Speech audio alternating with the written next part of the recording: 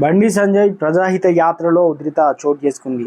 భీమదేవరపల్లి మండలం వంగరలో సంజయ్ యాత్ర కొనసాగుతుంది. అనగా ఈ క్రమంలో బండి సంజయ్ కారుపై కోడిగుడ్ల దాడికి ప్రయత్నం చేశారు కాంగ్రెస్ కార్యకర్తలు.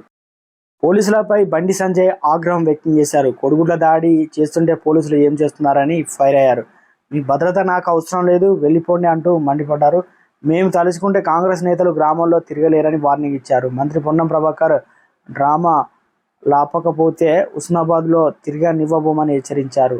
ఓ విధవ అంటూ మంత్రి పొన్న ఆగ్రహం. అనగా కరీంనగర్ ఎంపీ బీజేపీ జాతీయ ప్రధాన కార్యదర్శి బండి సంజయ్ అనగా ఇక మంత్రి పొన్నం ప్రభాకర్ పొట్టు తిట్టారు. అంటే ఓ విధవ, ఓట్ల బిచ్చగాడ అంటూ తీవ్ర ఆగ్రహం వ్యక్తం చేశారు. ప్రజాగీత యాత్రలో భాగంగా ఉస్నాబాద్ నియోజకవర్గానికి వెళ్లిన బండి సంజయ్ కాంగ్రెస్ ప్రభుత్వం పొన్నం ప్రభాకర్ పై కాంట్రవర్సీ కామెంట్ చేశారు.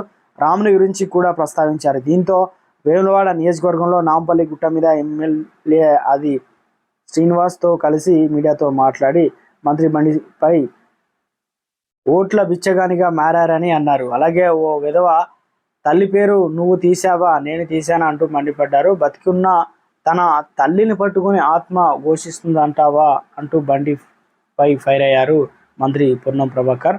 తెలంగాణలో ఇప్పటికీ హాట్ టాపిక్గా మారింది మంత్రి పొన్నం ప్రభాకర్ రెడ్డి వర్సెస్ ఇక బండి సంజయ్గా తెలంగాణ రాష్ట్ర రాజకీయాలు ఒక్కసారిగా మారిపోయాయి.